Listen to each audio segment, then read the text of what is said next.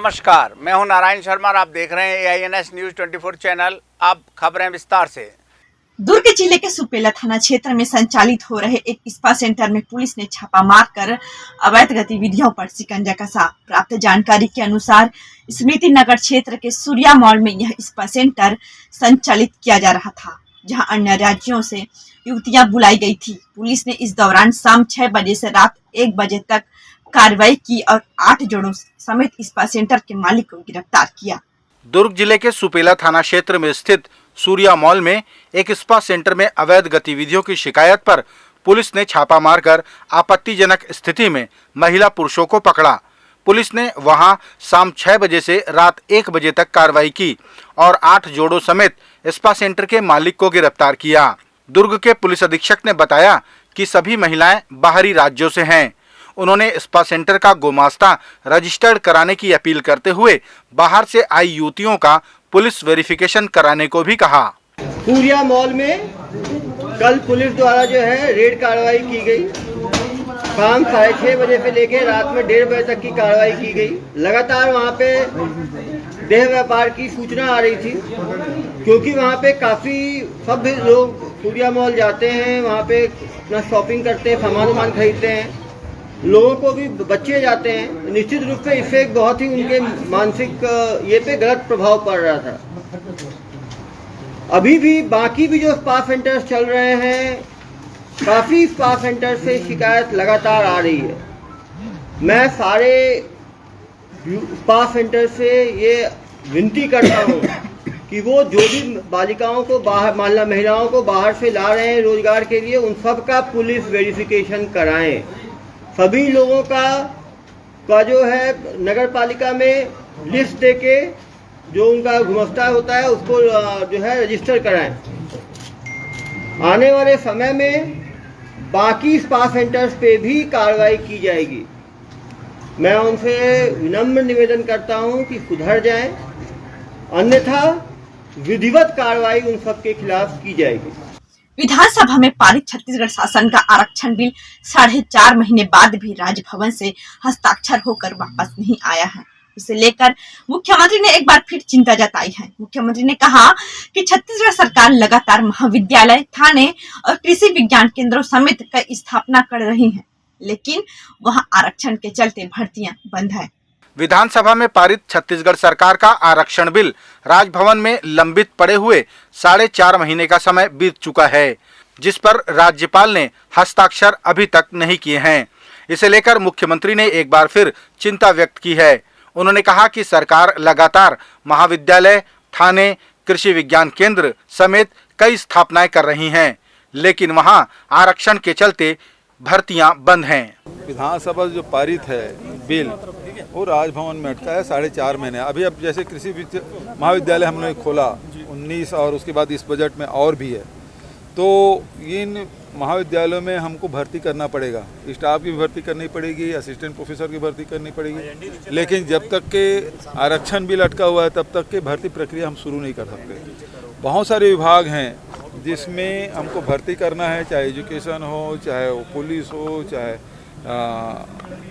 Health department हो, चाहे agriculture university की बात हो, चाहे वो इरिगेशन की बात हो, सब में भर्ती हमको करना है। लेकिन उसके कारण से भर्तियां रुकी हुई। दूसरी तरफ ये है कि अभी जो नीट के एग्ज़ाम वगैरह होंगे उसमें भी आरक्षण का मामला है, तो इसे फैसला करना चाहिए राज्यपाल जी। चंदखोरी पुलिस एकेडमी में प्रशिक्षण ले रहे डीएसपी और उप पुलिस अधीक्षकों का प्रशिक्षण सत्र समाप्त हुआ। इस दौरान मुख्यमंत्री भूपेश बघेल ने प्रशिक्षण प्राप्त कर रहे अधिकारियों को बधाइयां दी और उन्हें सम्मानित किया। प्रशिक्षण प्राप्त कर चुके अधिकारियों ने कहा कि दीक्षांत समारोह उनके लिए बेहद महत्वपूर्ण क्षण होता है।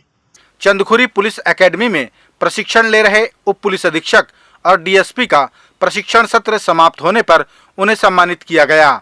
इस मौके पर प्रदेश के मुख्यमंत्री भूपेश बघेल ने उन्हें बधाई दी और सम्मानित किया। मुख्यमंत्री ने कहा कि इन अधिकारियों ने यहां से जो भी सीखा है वह प्रदेश की शांति व्यवस्था बनाए रखने में उपयोग में लाएंगे। मैं सबको बधाई देता हूं, शुभकामना देता हूं। यही अधिकारी हमारे प्रदेश की कानून व्यवस्था बनाए रखने में और साथ ही छत्तीसगढ़ शांति प्रिय प्रदेश है उसे और आगे बढ़ाने के लिए इन अधिकारियों ने आज प्रशिक्षण प्राप्त कर दीक्षांत और शपथ ग्रहण किया है। मैं सभी को बधाई देता हूँ, शुभकामनाएं देता हूँ, उनके उज्जवल भविष्य की कामना करता हूँ। प्रशिक्षण खत्म करने और शपथ लेने वाली 25 वर्षीय विंकेश्वरी पिंदे ने बताया कि दीक्षांत समारोह एक प्रशिक्षण लेने वाले पुलिस अधिकारी के लिए बेहद महत्वपूर्ण क्षण होता है। दीक्षांत पास आउट आज हम लोग का जैसे आज है, हम लोग को वैसे बहुत खुशी हो रही है। सभी जो प्रशिक्षु उप पुलिस अधीक्षक हैं या जो भी ट्रेनीज जो आते हैं यहाँ पुलिस में, उन लोगों के लिए दीक्षांत समारोह बहुत बड़ा दिन होता है। पुलिस में आकर आज हम पूरे तरीके से दीक्षांत समारोह आज जब शपथ ग्रहण करते हैं तो एक पुलिस ऑफिसर आज के दिन हम बन जाते हैं और आज से हमारा रियल फील्ड का काम स्टार्ट होता है। जब दीक्षांत समारोह के दौरान जब हम शपथ ग्रहण करते हैं उसके बाद हम पुलिस के जो भी गुण हैं उसको पूरे तरीके से अपनाते हैं। केस काल में सेन समाज द्वारा संत सेन महाराज की जयंती मनाई गई। इस दौरान विधानसभा के उपाध्यक्ष संतराम नेताम ने इस कार्यक्रम में हिस्सा लिया। उन्होंने सामाजिक समारोह को संबोधित करते हुए कहा कि समाज को प्रगति के पथ पर लाना है तो नौनिहालों को शिक्षित करना जरूरी है। केशकाल में सेन समाज द्वारा संत सेन महाराज की जयंती मनाई गई। इस मौके पर विधानसभा के उपाध्यक्ष संतराम नेताम ने सामाजिक कार्यक्रम में शामिल होकर सभी को बधाई दी। उन्होंने कहा कि समाज को प्रगति के पथ पर ले जाना है तो समाज के नौनिहालों को शिक्षित करना आवश्यक है। सामाजिक लोगों द्वारा विधायक संतराम नेताम का पारंपरिक तरीके से स्वागत भी किया गया। छत्तीसगढ़ के बेमेतरा जिले में स्थित बिरनपुर गांव में अब शांति है, लेकिन पुलिसिया कार्रवाई जारी है। बिरनपुर में हुए हिंसा, आगजनी और हत्या के मामलों में अब तक 7 एफआईआर दर्ज की गई हैं, जिसमें 28 लोगों को गिरफ्तार किया जा चुका है। जिले के पुलिस अधीक्षक ने जानकारी दी कि बिरनपुर घटना को बाहरी लोगों ने सांप्रदायिक रंग देने की कोशिश की थी। उन्होंने बताया कि आरोपियों पर विधि सम्मत कार्रवाई की जाएगी। छत्तीसगढ़ के बेमेतरा जिले के बिरनपुर गांव में पुलिसिया कार्रवाई अभी भी जारी है। पूरे घटनाक्रम में अब तक 7 एफआईआर में 28 लोगों को गिरफ्तार किया जा चुका है। बेमेतरा जिले के पुलिस अधीक्षक कल्याण एलसेला ने जानकारी दी कि बिरनपुर घटना को बाहरी लोगों ने सांप्रदायिक रंग देने की कोशिश की थी। उन सभी आरोपियों पर भी विधि सम्मत कार्रवाई की जाएगी। इस पूरी घटना में ज्यादातर भूमिका जो है गांव के बाहर वालों ने निभाया है और इन लोग द्वारा गांव वालों को भड़काकर उकसाकर इस तरह की घटना को अंजाम दिया गया है।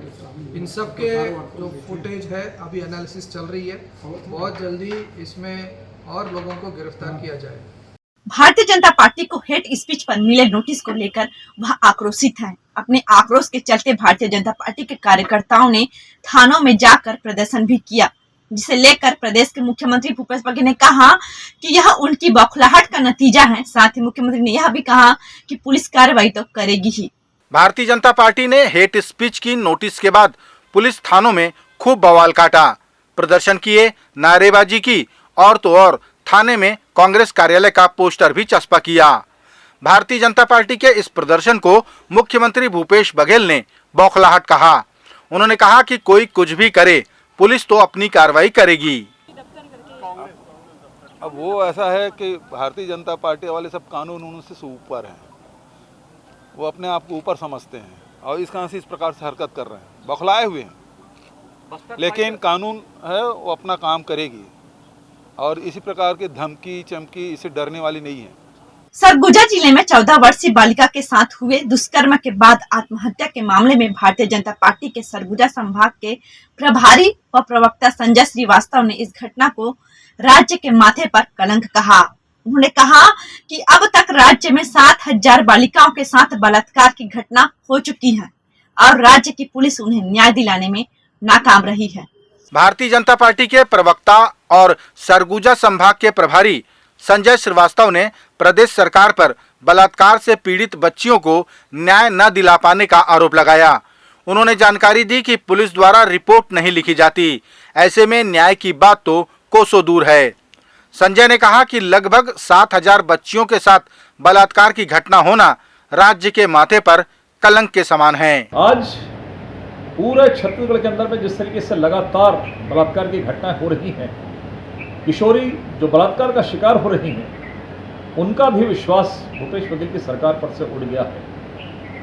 लगभग 7,000 बच्चियों के साथ में बलात्कार इस प्रदेश के अंदर में हो गया है, लेकिन सरकार कुंभकर्णी नींद में सोई हुई है। इस सरगुजा की बच्ची के साथ जो बलात्कार हुआ है उसके न्यायिक जांच के आदेश, पुलिस की कोई कार्रवाई आज तक नहीं हुई। ये सवाल आज भूपेश बघेल की सरकार के समक्ष है, पुलिस प्रशासन के समक्ष है। लगातार बच्चियों का जिस तरीके से बलात्कार हो रहा है, छत्तीसगढ़ पूरे देश के में बदनाम हो रहा है। सरकार को इसमें संज्ञान लेना चाहिए। इंदिरा गांधी कृषि विश्वविद्यालय का 9वां दीक्षांत समारोह संपन्न हुआ। इस मौके पर प्रदेश के राज्यपाल और प्रदेश के मुख्यमंत्री शामिल हुए। अतिथियों ने छात्र छात्राओं को डिग्रियों का वितरण भी किया। मुख्यमंत्री ने कहा कि कृषि विश्वविद्यालय को इन 4 सालों में और विस्तारित किया गया, क्योंकि छात्र छात्राओं को अवसर उपलब्ध कराना ही सरकार का उद्देश्य है। इंदिरा गांधी कृषि विश्वविद्यालय के 9वें दीक्षांत समारोह में प्रदेश के राज्यपाल और मुख्यमंत्री शामिल हुए। इस अवसर पर अतिथियों ने छात्र छात्राओं को डिग्रियों का वितरण किया। मुख्यमंत्री ने कहा कि 4 सालों में कृषि विश्वविद्यालय का विस्तार किया गया है, क्योंकि हमारी सरकार का उद्देश्य छात्र छात्राओं को अवसर उपलब्ध कराना है। यहाँ के कृषि वैज्ञानिकों का, यहाँ के छात्र छात्राओं का, प्रोफेसर का, सबका रहा, उनको मैं बधाई देता हूँ। और लगातार कृषि उत्पादन बढ़ रहा है। हार्टिकल्चर में भी अब हम लोग नया यूनिवर्सिटी लाए हैं। कृषि विश्वविद्यालय जितना पहले था उससे 2 गुना हमने इन 4 सालों में खोला है। तो ये व्यावसायिक शिक्षा लगातार छात्र छात्राओं को अवसर मिले, इसका हमारा प्रयास है। ये थे आज के प्रमुख समाचार। आप देख रहे थे AINS न्यूज़ 24 यूट्यूब चैनल। कल फिर मिलेंगे ताज़ा तरीन समाचारों के साथ। तब तक रोजाना की ताज़ा खबरों के लिए आप हमारे लोकप्रिय यूट्यूब चैनल AINS न्यूज़ 24 को सब्सक्राइब, लाइक और शेयर करना ना भूलें। नमस्कार।